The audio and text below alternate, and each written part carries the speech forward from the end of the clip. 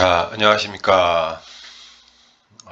여러분의 심리검사를 해석해주는 RS 에듀 컨설팅의 송영선 선생님입니다.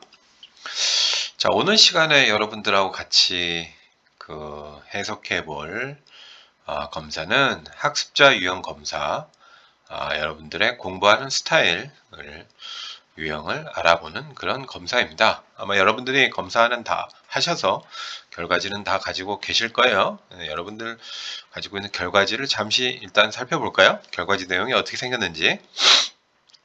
자, 맨 앞장에 이제 커버 페이지를 넘기시면 여러분들이 검사 결과로서 아래 보시는 이런 그래프를 보실 수가 있으실 거예요. 그래서 검사 소개하고 간략하게 나와 있고, 이제 개인 검사 결과 요약이라고 해서 그래프가 그 왼쪽과 오른쪽으로 이렇게 몇 개의 막대기가 그려져 있는데, 위에서부터 보시면 맨 위에 라인에 보시면 표현형, 숙고형 이렇게 오른쪽, 왼쪽 이렇게 해서 두 가지로 막대기가 수치가 보이실 거예요.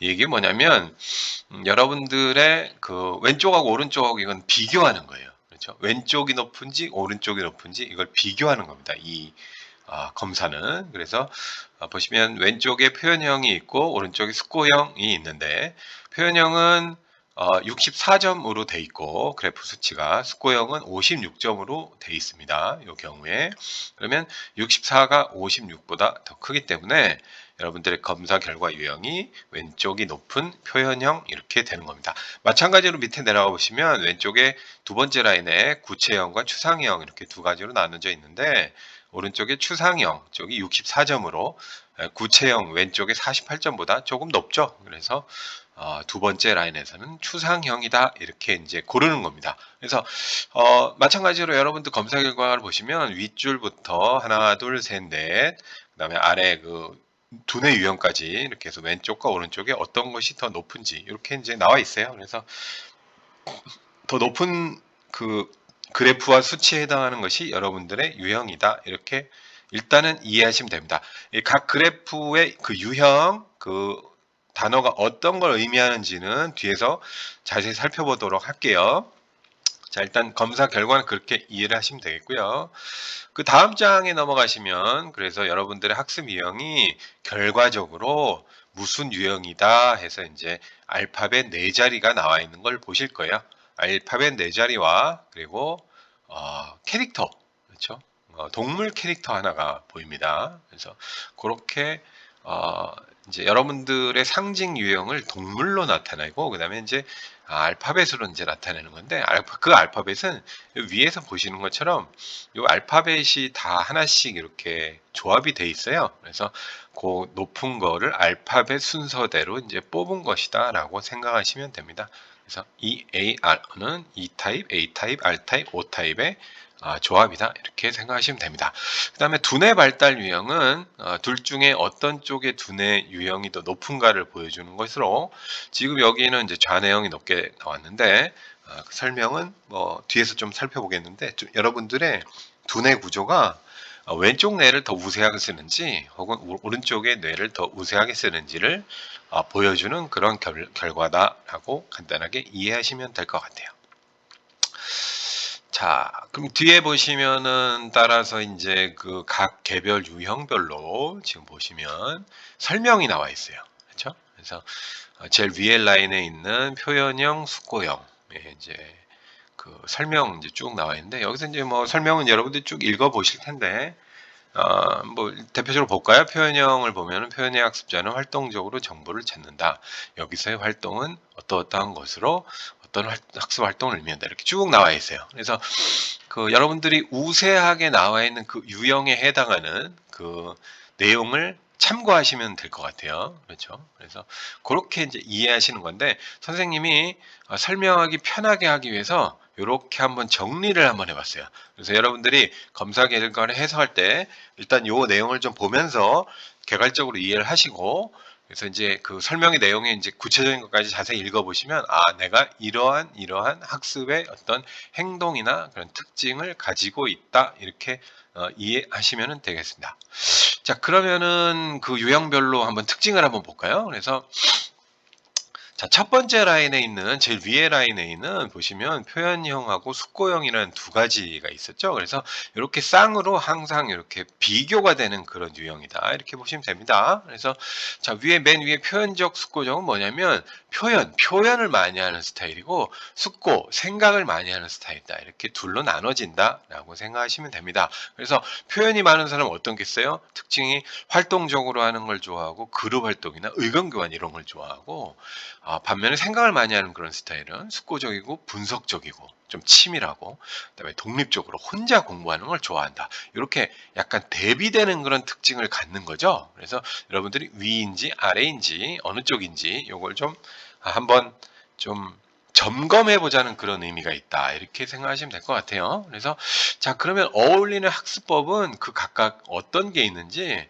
첫 번째 표현적이면 아무래도 능동적인 분위기나 발표나 토론 수업 이런 걸 좋아하게 되고 그 아래 숙고적인 스타일은 조용한 학습 환경, 그다음에 스스로 좀 검토하고 복습하고 개인 학습 위주의 스타일을 좋아한다. 이렇게 보시면 됩니다. 여러분들도 주변의 친구들 보면 이렇게 성격에 따라서 조금 나눠지는 걸 보실 수 있을 거예요. 그렇죠? 어떤 친구는 좀 얌전하고 조용하고 좀 이렇게 발표도 많이 안 하고 말도 많이 안 하고 혼자 공부하는 스타일이 있는가 하면 좀 얘기하면서 그렇죠? 설명하고 대화하면서 뭐 그런 질문도 많이 하고 이런 학생도 이제 있을 거예요. 그래서 그런 차이를 이 검사에서 보여준다 이렇게 생각하시면 됩니다. 자, 그 다음에 두 번째 가볼까요? 자, 구체적인 스타일하고 추상적인 유형하고 이렇게 나와 있어요. 이게 구체와 추상도 약간 대비되는 그런 어휘가 되죠. 그래서 구체적인 건 어떤 스타일을 좋아하냐면 특징이 아주 실용적이고 아주 구체적인 그런. 그러니까 이 구체적이라고 하면 뭘까요? 어떤 뭐 모양, 뭐 수치, 뭐 형태, 뭐 세세한 어떤 사례 이런 것들이 이제 아주 구체적인 거고 반면 추상적인 스타일은 어떻습니까? 좀 추상하면은 개념이 좀 모호하고 좀 아, 이 상상적인 그런 느낌이 좀 들죠. 그래서 추상형의 스타일은 자유로운 상상력이나 새로운 학습 방법을 위주로 공부하는 그런 경향이 있다. 그래서 위아래가 약간 좀 대비되는 거예요. 여러분들도 내가 좀 구체적인 걸 아주 세세하게 뭐 예를 들어서 이런 걸 좋아하는지 아니면 큰 틀에서 뭐 어떤 크게 보고 뭐 어떤 새로운 방법을 추구하고 좀 상상력을 추구하는 뭐 이런 스타일인지 한번 이 검사를 통해서 알아볼 수 있다는 거죠. 그게 어떤 그 생각하는 그 측면에서 그 사람의 어떤 큰 차이를 보여준다 이렇게 검사에서 보고 있다 이렇게 생각하시면 될 것 같아요. 자, 그러면 어떤 식으로 공부하고 가르치는 게 좋은지 보시면 구체적인 유형은 좀 자료를 위주로 하는 거, 구체적인 자료. 그다음에 실용적으로 탐구하는 것, 그러니까 필요한 거죠. 실용적이라는 건 일상생활에 꼭 필요한 거, 이런 식으로 연결시키는 거, 이런 걸 좋아한다는 거고, 예를 들어서 설명하고, 이런 걸 되게 공부 방법으로서 선호한다는 것이고, 반면 추상적인 경우에는 창조적인 사고, 상상력, 여기 조금 개념이 다르죠. 그렇죠? 그래서 뭔가 이 상상을 자극하는 그런 방식의 어떤 공부법이라든지, 그다음에 좀 창의적이고 창조적인 거, 즉 지금 현재 있지는 않지만 새롭게 좀 뭔가를 만들어내고 구상하는 뭐 요런 이제 공부 스타일을 좋아한다. 이렇게 보시면 될 것 같아요. 그렇죠? 그런 이제 어떤 차이가 있다. 이렇게 생각하시면 되겠고, 그다음 가보시면 과제적과 관계적 이렇게 있어요. 과제적인 건 뭐냐면 일, 공부, 사건 다 과제죠. 그렇죠? 관계는 뭐 인간관계가 되겠어요. 그래서 일 중심, 공부 중심이냐 아니면은 사람 관계 중심이냐 이렇게 두 가지 유형으로 나눠지고 그래서 뭐 일 중심, 공부 중심, 과제 중심이면 보통 어떤 특징이냐면 논리적이고 객관적이고 비판적으로 사고한다. 그렇게 얘기를 많이 하고 어, 항상 사람을 먼저 생각하는 사람 관계 중심이면 친구나 선생님이나 뭐 부모님이나 그러니까 관계를 중요시하고 학습에 있어서도 좋아하는 친구, 좋아하는 선생님 이런 쪽으로 아무래도 선호를 많이 한다 이렇게 생각하시면 될 것 같아요. 여러분들이 어떤 특징인지 나오는 대로 한번 잘 생각해 보세요. 아, 내가 그런 특징이 있는지 이런 것들 아실 수가 있고요. 자, 학습법에 있어서도 뭐죠? 과제적인 스타일이면 뭐 목표가 명확한가, 과정이 논리적인가 이런 걸 주로 따지는 것이고, 관계 중심적이면 사람 간의 관계를 중요시하고 그다음에 그 관계에서 의사소통을 통해서 학습을 한다. 그러니까 예를 들면 학생들과도 서로 토론을 하고 선생님과도 같이 의견을 나누고 이런 것들이 이제 관계적인 학습법의 예시가 되겠죠. 예. 그러나 과제적은 좀 반대인 측면이 있다. 이렇게 이제 나눠질 수 있어요. 자, 그 다음에 마지막에 보시면 체계적이냐 개방적이냐. 이 체계적인 거 뭔가 좀 약간 정해져 있고 짜여져 있다는 그런 느낌이 들죠. 그렇죠? 개방적인 거는 어때요? 좀 자유분방한 그런 느낌이 들어요. 그래서 공부하는 학습 습관에도 이 체계적인 스타일하고 개방적인 스타일이 나눠진다. 이렇게 보시면 되겠고, 그래서 이 체계적인 스타일은 어떤 걸 좋아하냐? 구조적이고 순차적이고 체계적이고 좀 짜여져 있고 계획을 명확하게 세우고 순서대로 좀 반복적으로 이런 걸 좋아하는 그런 스타일이 되겠고요. 반면 개방적인 그런 스타일은 좀 개방적이고 가변적이면서 호기심 주고, 그러니까 내가 좋아하는 걸 위주로 좀 하는 거죠. 그리고 개방적 가변적이라는 게 뭐냐면 뭐 딱 정해 있는 그런 순서에 따라 공부하는 게 아니고 그때그때 상황에 따라서 좀 순서를 바꿀 수 있고, 그렇죠. 좀 자유분방하게 그렇게 이제 공부를 한다. 이렇게 볼 수가 있습니다. 명확한 차이가 있죠. 그래서 학습법도 교습이 일관되는 체계적인 그런 과정을 체계형 스타일이 좋아하고, 반면에 개방적인 학생은 좀 자유롭고 비정형화된 자유분방한 그런 학습 법을 좋아한다. 이렇게 볼 수가 있습니다. 좀 재미가 있죠. 많이 좀 대비가 됩니다. 이게. 자, 뒤에 넘어가면 그래프 맨 밑에 나와 있는 두뇌 유형 구분에 관한 얘기가 나와요. 그래서 두뇌는 크게 좌뇌와 우뇌형으로 이제 둘로 나누고, 레프트 라이트에서 왼쪽 오른쪽으로 우리가 구분을 합니다. 간단하게 여러분들이 이해하실 때는 좌뇌형은 청각과 언어가 발달했다. 그런 쪽의 언어 그 발달, 그 과업을 그 관장하는 쪽이 왼쪽의 뇌다라고 생각하시면 됩니다. 체계적이고 분석적이고 경쟁적인 그런 스타일이 있다. 보통 왼쪽 뇌를 많이 쓰는 사람의 특징이 되겠고요. 오른쪽 뇌를 많이 쓰는 사람은 시각 측면의 발달이 좀 두드러진다고 그래요. 예, 그래서 오른쪽 뇌는 시각, 그다음에 공간적인 것, 상상적인 것, 감정적인 것 이런 것들을 관장하는 두뇌가 우뇌형이다 얘기합니다. 그래서 우뇌형은 왼손잡이가 많고, 그리고 예체능 이런 창조적인 그런 작업에 잘 어울리는 그 두뇌 유형이다라고 보고, 좌뇌형은 이제 전통적으로 뭐 언어를 공부하고 수리를 공부하고 논리를 그 공부하는 그런 쪽에 이제 보통 더 이제 재능이 있는 그런 특징이 있다. 우리가 그렇게 두뇌 구조로 좀 구분을 하고 있습니다. 그래서 여러분들이 왼쪽 뇌가 우세인지 오른쪽 뇌가 우세인지, 왼쪽 뇌가 우세라면 왼쪽을 잘 발달시키고 오른쪽 뇌도 뒤지지 않도록 좀 따라가주는 그런 방식의 학습이 좀 필요할 거고요. 오른쪽 뇌도 마찬가지가 되겠습니다. 자, 그럼 좌뇌형을 위해서는 어떤 학습법이 좋은가? 보시면 좀 안정적이고 독립적이고 구조적 순차적, 앞에 나와 있는 약간 체계형하고 좀 비슷한 그런 측면이 또 있어요. 그렇죠. 그렇게 좀 연결은 사실은 됩니다. 예.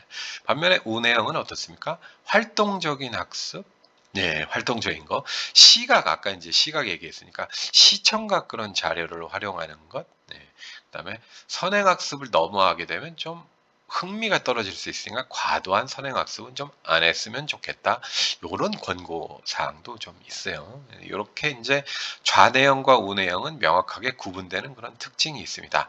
자, 검사 결과에 다음 페이지 보시면 여러분들이 나와 있는 아까 앞에서 이제 보셨던, 여기 보셨던 그 알파벳 그 유형, 그다음에 상징 동물, 이렇게 여러분들의 해당하는 알파벳 유형과 상징 동물이 쭉 나와 있어요. 보시면 코뿔소, 치타, 호랑이, 고래, 물개, 미어캣, 알파카, 거북이 이렇게 있는데 다 이 캐릭터들이, 동물들이 상징하고 있는 그런 어떤 특징 같은 것들이 있어서 요 오른쪽에 보시면 그런 특징을 약간 기술해 놓은 것이다라고 보시면 됩니다. 그래서 나의 상징 유형하고 동물을 보시고 어떤 특징이 있는지 한번 살펴보고 그를 통해서 한번 그 자기 어, 어떤 습관이나 유형 같은 거를 좀 되짚어보는 그런 생각을 한번 해봤으면 좋겠어요. 검사 결과를 통해서.